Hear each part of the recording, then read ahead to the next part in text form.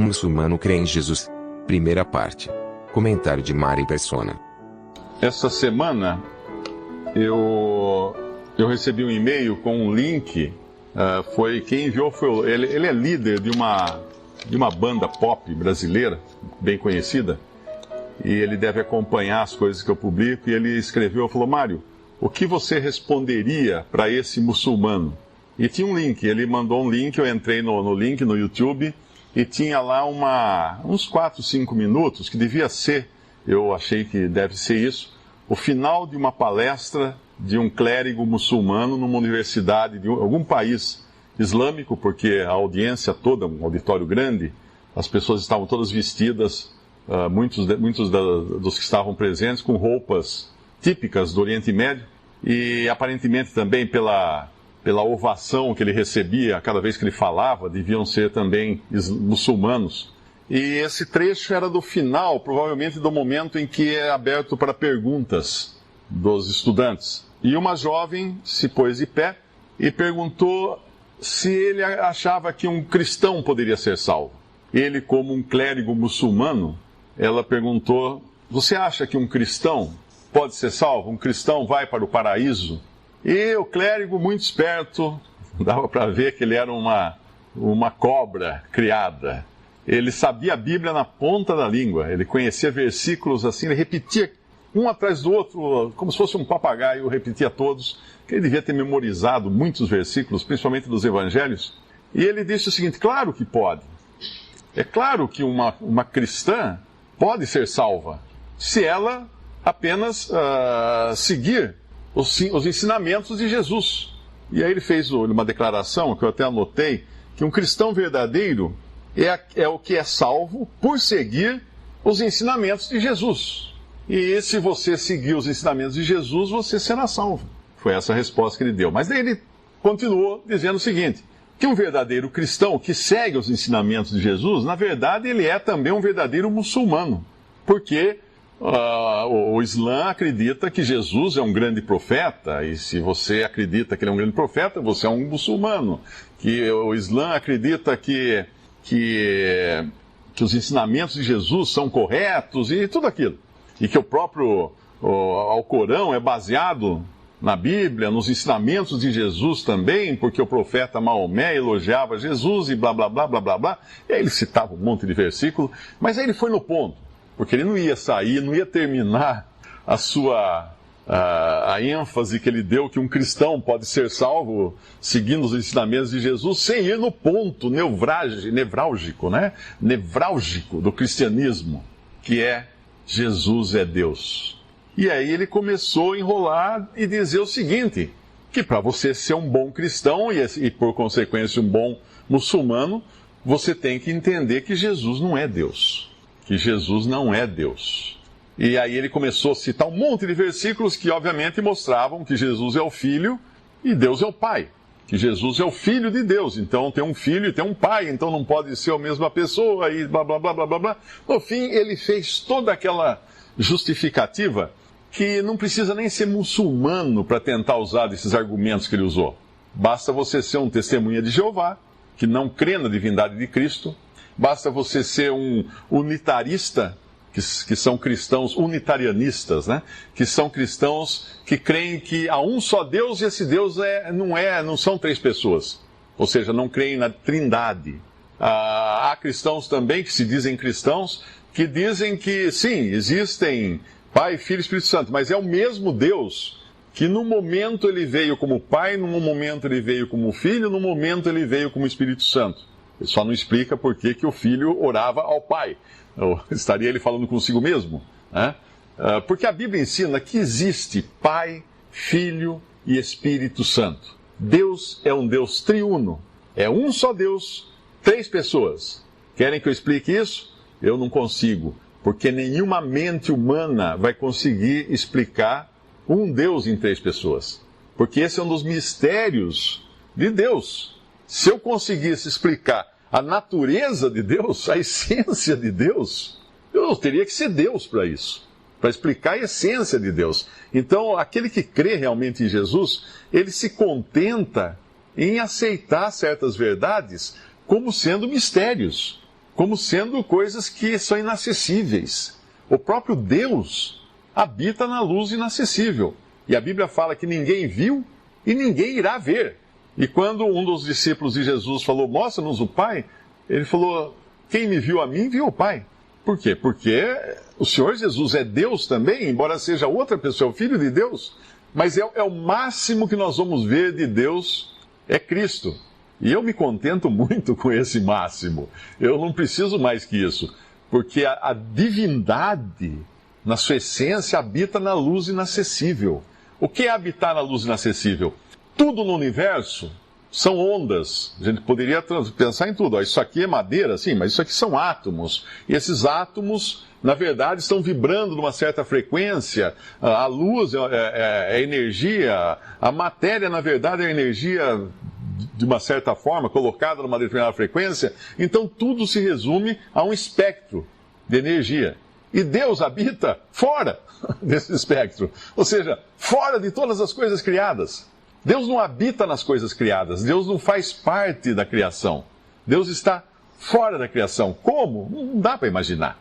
Porque nós só temos os sentidos e ainda assim os equipamentos que atingem lugares que os nossos sentidos não vão, que jamais chegarão até Deus. Então, até quando a ciência tenta provar que Deus existe, é uma piada. É uma piada, é uma perda de tempo, porque vai provar que Deus existe como? Que jeito? Cheirando? Pesando na balança? Não. Então, muitos cristãos até, não precisa nem ser muçulmano, duvida ou discorda da divindade de Cristo. São o Testemunho de Jeová, são os mormons, que se dizem cristãos, são os unitarianistas, eu acho que é assim que fala, mas esses, na verdade, eles dizem que Cristo é Deus, só que, na verdade, não existem as três pessoas, e, no fundo, acaba saindo também do que ensina a palavra de Deus. Então, o ponto principal que esse clérigo queria jogar em cima daquela garota, coitada, ela ficou em papos de aranha, porque ele fazia perguntas para ela, e ela no meio daquela multidão, e todo mundo olhando para ela com cara de sarcástica, né? Uma cristã, que ela se declarou cristã, ali no meio de todo mundo. Mas o ponto foi esse, que ele tentou destruir a base da fé cristã, que é realmente a origem de tudo, que é Cristo, Deus e homem, a encarnação do Filho de Deus. O Filho de Deus se fez carne e habitou entre nós. Esse Deus Todo-Poderoso estava aqui entre nós. Tanto é que ele é chamado de Emanuel, quando é anunciado pelo anjo para Maria, que ele viria nascer aquele que seria chamado de Emanuel, que significa Deus conosco. Simples assim. Não tem o que discutir. Mas, na verdade, o ponto que ele deu o nó foi o primeiro, quando ele fez essa declaração. Cristão verdadeiro é o que é salvo por seguir os ensinamentos de Jesus. Tá certo isso? Que cristão verdadeiro é aquele que segue os ensinamentos de Jesus, ou ele é salvo por seguir os ensinamentos de Jesus?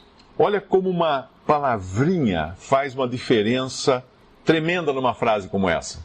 Porque o correto seria dizer: cristão verdadeiro é o que é salvo para seguir os ensinamentos de Jesus. A salvação vem antes, e depois o andar, que é uma consequência dessa salvação. Não o contrário.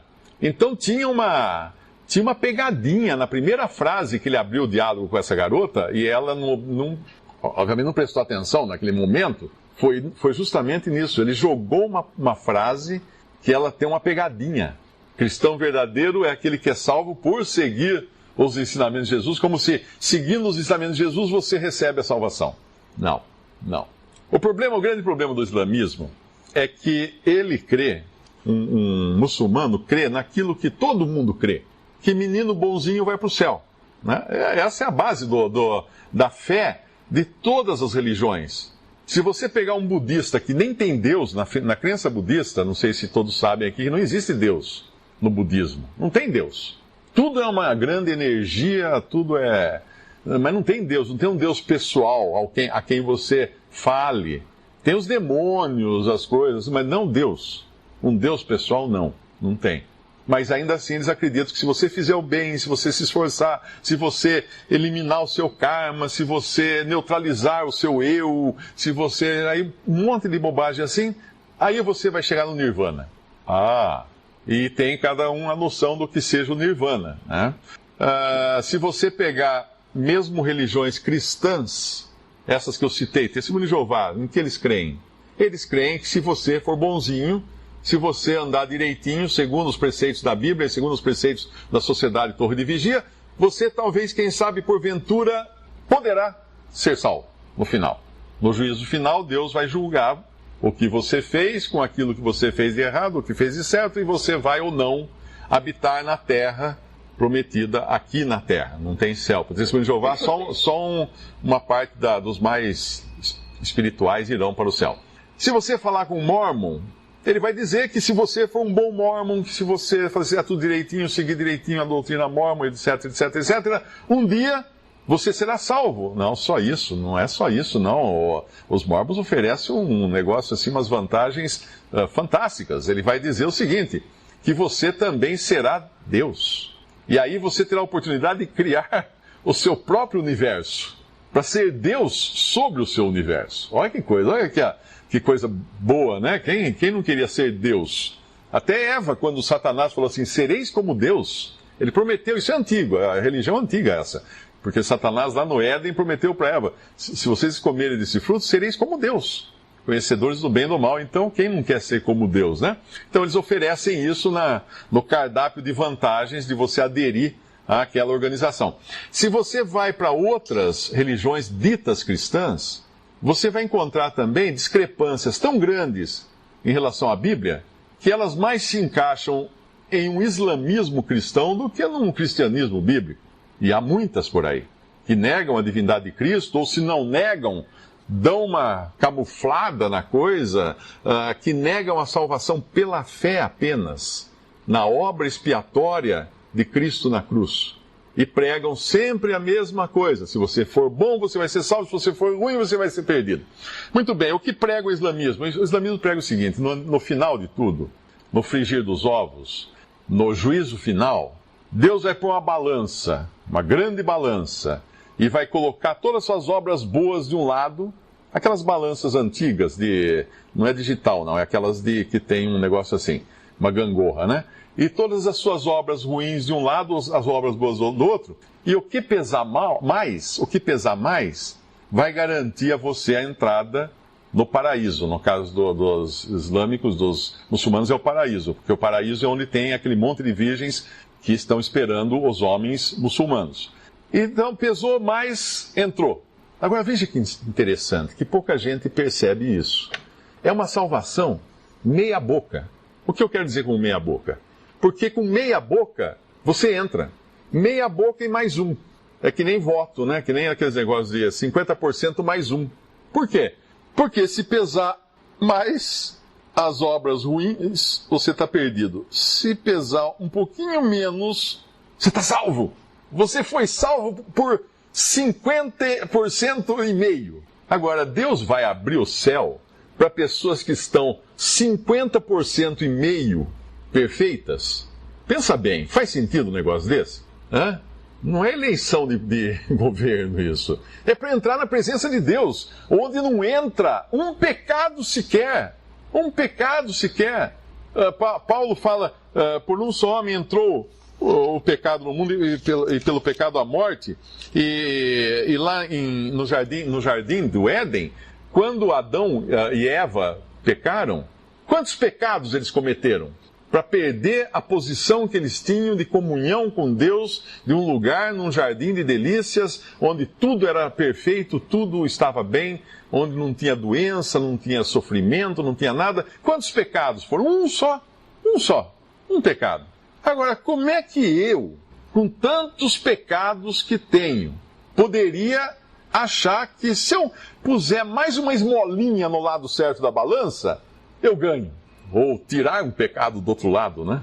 Não sei exatamente como é que funciona essa balança, tem que perguntar para um clérigo muçulmano. Mas, de qualquer maneira, é uma piada.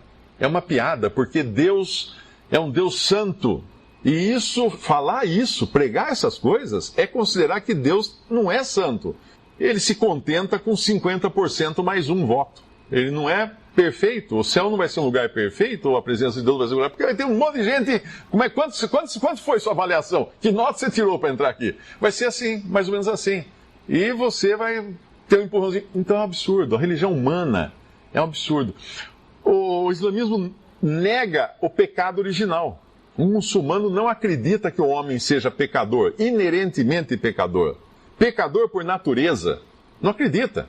Ele acha que vai se tornar pecador quando começar a pecar. Ora, a Bíblia deixa muito claro que o nosso ancestral, Adão, foi expulso da presença de Deus por causa de um pecado, e depois toda a Bíblia, toda a doutrina cristã é baseada no fato de que nós somos uma raça corrompida pelo pecado. Paulo explica isso muito bem em 1 Coríntios capítulo 15, quando ele fala da corrupção do homem. O homem natural corrompido, Deus precisa criar um novo homem. Para isso, Deus entregou o velho homem na cruz, colocando os nossos pecados sobre Cristo, para ele ressuscitar e começar de novo. Começou uma nova criação agora.